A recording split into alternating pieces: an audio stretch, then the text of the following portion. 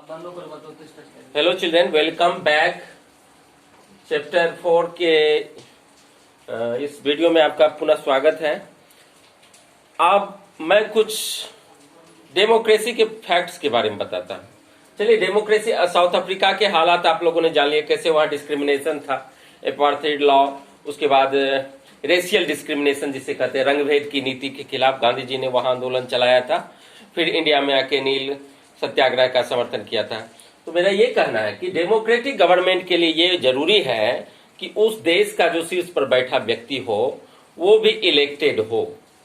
जैसे किसी देश में राष्ट्रपति होता है, प्रधानमंत्री नहीं होता है। आप अमेरिका में देखिए तो वहां क्या है, राष्ट्रपति है, पीएम नहीं है। कुछ ऐसे देश हैं जहां पीएम और राष्ट्रपति दोनों होते हैं, पाकिस्तान हो गया, इंडिया हो गया, नेपाल हो गया, ढेर सारे ऐसे कंट्री हैं। लेकिन अब इंडिया कब डेमोक्रेटिक कंट्री बना? डेमोक्रेटिक कंट्री इंडिया 26 जनवरी 1950 को बना। भारत संविधान बनकर लागू हो गया, हमने स्वतंत्रता पाई 1947 में, लेकिन डेमोक्रेटिक कंट्री हम कब बने? 26 जनवरी 1950 को।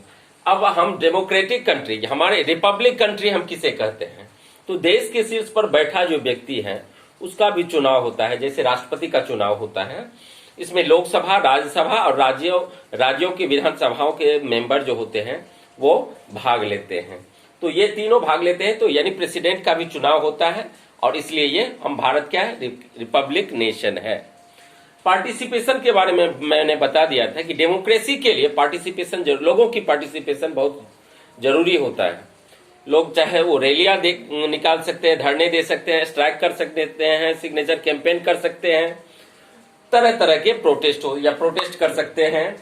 अब हम चलेंगे अदर वेज ऑफ पार्टिसिपेटिंग। देखिए, इलेक्शंस 5 साल के अंतराल पर होता है। हो सकता है कि 5 साल के दरमियान के पहले भी इलेक्शन हो जाता है कभी कभी, जिसे हम मध्यावधि चुनाव कहते हैं। तो election are usually held in 5 year, once in 5 year, 5 साल में एक बार चुनाव होता है। तो besides voting there are other ways of participating in the process of government. अब अदर वेज कौन कौन सा है? जैसे क्रिटिसाइज करना गवर्नमेंट का, ठीक है, क्रिटिसाइज करना। A particular government increase the money people had to pay for electricity. अब देखिए, लोगों, हम बिजली उपभोग करते हैं, उसका बिल चुकाते हैं। बड़े शहरों में पानी उपयोग किया जाता है, उसका बिल चुकाया जाता है। तो people expressed their disapproval very sharply. यदि वो उसके फेवर में नहीं होता है तो लोग उसकी आलोचना करने लगते हैं। यदि पेट्रोल का कीमत 1 रुपया 80 पैसा या डीजल का कीमत बढ़ जाता है तो लोग क्या करते हैं, निंदा प्रस्ताव या धरने देने लगते हैं या स्ट्राइक कर देते हैं। बहुत ऐसी बातें हैं, या सिग्नेचर कैंपेन हो जाता है। तो ये सभी गवर्नमेंट को अपनी ओर लाने का एक माध्यम है, चाहे वो स्ट्राइक हो, धरने हो, रैली हो, ठीक है। अब है कन्फ्लिक्ट क्या आता है। देखिए, डेमोक्रेसी में बहुत सारी समस्याएं आती है। देखिए, इक्वलिटी दिया गया है, हमें फंडामेंटल राइट दिया गया है, और उसका संरक्षक कौन होता है? हाई कोर्ट, सुप्रीम कोर्ट, और देश का सबसे बड़ा कानून है संविधान। तो संविधान में रहकर हर किसी को काम करना पड़ता है, चाहे वो बड़े से बड़े व्यक्ति हो या छोटे से छोटे व्यक्ति हो या पदाधिकारी हो। तो ढेर सारे तरह के कन्फ्लिक्ट भी आते हैं। मान लीजिए कि 2 राज्यों के बीच या 2 देशों के बीच, जैसे इंडिया चाइना के बीच अभी चल रहा है तनाव, इंडिया पाकिस्तान के बीच हमेशा रहता है तनाव, इंडिया नेपाल के बीच में भी अभी कुछ मुद्दे गर्म थे। तो मेरा ये कहना है कि इस सॉल्यूशन को कौन डील करता है, इस सॉल्यूशन का समाधान कौन करता है? सरकार करता है, जिसे हम डेमोक्रेटिक वे में चुनते हैं। पहले राजा का शासन होता था और राजा ही कानून बनाता था, वही सर्वे सर्वा होता था हर किसी बात के लिए। लेकिन आज प्रेसिडेंट है मेरे पास, पीएम है, वास्तविक कार्यपालिका शक्ति आ जाता है पीएम में, जबकि कार्यपालिका शक्ति है हमारे देश के राष्ट्रपति में, लेकिन उसका उपयोग करता है पीएम। उसी तरह राज्य में कार्यपालिका का प्रधान होता है गवर्नर, या संवैधानिक प्रधान कहे तो राष्ट्रपति और राज्यपाल राज्यों में, और उसका वास्तविक उपयोग करता है सीएम, चीफ मिनिस्टर। तो ढेर सारे ऐसे कन्फ्लिक्ट हैं जिसको सॉल्व करना, चाहे वाटर डिस्प्यूट हो, रिवर वाटर डिस्प्यूट हो, अन्य किसी तरह का विवाद हो, उसको सॉल्यूशन कौन करता है? गवर्नमेंट करता है। यदि सॉल्यूशन नहीं होता है तो फिर लोग आ जाते हैं, धरने करते हैं, रैलियां करते हैं, आदि आदि। Need to conflict, resolve conflict, उस कन्फ्लिक्ट को रिजॉल्व करना, यानी उस संघर्ष का हल करना, ये किसकी जिम्मेदारी आती है? सरकार को। और देखिए, हम एक सेक्युलर नेशन है, हम किसी के ऊपर कोई धर्म नहीं थोप सकते हैं, सभी अपने अपने धर्मों को मानने के लिए स्वतंत्र है। तो इसीलिए India is a secular nation. यहाँ स्टेट का अपना कोई धर्म नहीं है, कोई भी व्यक्ति किसी भी धर्म को अडॉप्ट कर सकता है, हाँ, लेकिन बलपूर्वक किसी को किसी भी धर्म में धर्मांतरण नहीं करवाया जा सकता, जैसा मुस्लिम शासकों ने करवाया था, या जैसे अभी पाकिस्तान के हालात है, वहां हिंदू को जबरन मुस्लिम बना दिया जाता है। यूसुफ योहाना को देख सकते हैं। तो ये विवादों की बात है। तो नीड टू रिजॉल्व कन्फ्लिक्ट, ये काम जो है सरकार का है। अब है इक्वलिटी एंड जस्टिस। देखिए, जब तक डेमोक्रेटिक नेशन में इक्वलिटी सबसे बड़ी चीज होती है, इक्वलिटी यानी समानता। ऐसा नहीं कि कोई अरबपति है और किसी के पास घर में खाने के लिए दाने नहीं है, तो वो देश क्या देश कहलाएगा। तो डेमोक्रेटिक नेशन के लिए इस बात पर ध्यान देना जरूरी है कि वहां लोगों में इक्वलिटी हो। यदि कुछ है तो चल सकता है, लेकिन ज्यादा इनइक्वलिटी ना हो। इक्वलिटी मिले लोगों को, चाहे वो एडमिशन में हो, पढ़ाई में हो, नौकरी में हो, या नौकरी की प्रमोशन में हो। तो हम किसी भी व्यक्ति को किसी भी पोस्ट पर जाने से रोक नहीं सकते हैं, लेकिन रिजर्वेशन के दायरे में आजकल चलना पड़ रहा है।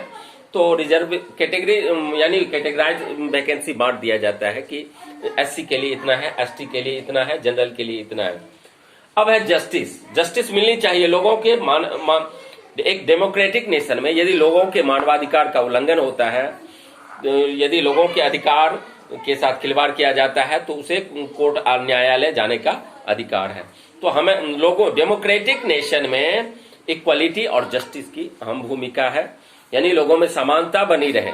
आर्टिकल 14 to 18 जो है, इसमें इक्वलिटी की बात कही गई है, यानी कानून की नजर में सभी व्यक्ति समान है, चाहे वो पीएम हो, सीएम हो, डीएम हो, या सिविलियंस हो, सैनिक हो, कानून के दायरे में रहकर सबको काम करना पड़ता है। तो ये है इक्वलिटी एंड जस्टिस, उसी से मिलता है। अब देखिए, कुछ टॉपिक मैं बता देता हूं इसमें कि what are the various ways in which people participate in the process of government के कार्यों में लोग कैसे भाग लेते हैं, किस तरह से, कौन कौन से तरीके ऐसे हैं जिससे लोग भाग लेते हैं। तो पहला है थ्रू वोटिंग इन इलेक्शंस। पहला क्या है? Through voting in elections people elect leaders of their choice, वो अपने चॉइस का लीडर इलेक्ट करता है। दूसरा, people participate and take interest in the working of the government, लोग सरकार क्या काम कर रहे हैं, क्या करने जा रहे हैं, इसके प्रति वो काफी रुचि लेते हैं, सजग रहते हैं। तीसरा, people stage dharnas, hold rallies, strikes and signature campaigns, ये सभी काम लोग करते हैं। धरना पर बैठ जाते हैं, रैलियां की जाती है, हड़तालें की जाती है। द एक्सप्रेस देयर व्यू, और साथ ही वो अपना दृष्टिकोण भी सरकार को, यानी क्रिटिसाइज के अलावे वो अपना दृष्टिकोण भी सरकार को देता है। तो इतना जानना जरूरी है। अब है डेमोक्रेसी की जननी, प्रजातंत्र की जननी किस देश को कहा जाता है? तो अमेरिका को कहा जाता है, क्योंकि अमेरिका में पहले क्या थी? अमेरिका पहले उपनिवेश था। किसका? अंग्रेजों का उपनिवेश था। ठीक है, भारत भी अंग्रेजों का उपनिवेश रहा है। तो डेमोक्रेसी की जननी कहा जाता है अमेरिका को। अच्छा, सर्वाधिक वोटर्स यानी सर्वाधिक मतदाताओं वाला देश कौन सा है? तो वो है अपना इंडिया। ठीक है, अब एक चीज बताइए कि why do you think we need the government to find solution to many dispute और conflicts? किसी भी तरह के कन्फ्लिक्ट्स हो, संघर्ष हो या विवाद हो, तो उसका सॉल्यूशन गवर्नमेंट करता है। ऐसा क्यों सोचते हैं कि ये काम गवर्नमेंट का है? क्योंकि government maintains law and order, it consist of the representatives of all classes from all parts of the country. ठीक है, वो रिप्रेजेंटेटर होता है, हर कंस्टिट्यूएंसी का अपना एक रिप्रेजेंटेटर होता है, और ये काम सरकार का है कि वो कन्फ्लिक्ट को दूर करे। The government represents the country, all the dispute are solve by the government. A system without a government may face crisis and lawlessness, यानी जहां सरकार नहीं होगी वहां कानून का पालन नहीं हो पाएगा, अराजकता फैल जाएगी उस देश में। इसीलिए एक सजग और सच्ची सरकार किसी भी डेमोक्रेटिक नेशन के लिए जरूरी है। What actions does the government take to ensure that all people are treated equally? सभी लोगों को के साथ इक्वल बिहेव किया जाए, इसके लिए सरकार क्या करती है? इसके लिए सरकार क्या करती है? तो the government makes laws and enforces them to abolish all sorts of discrimination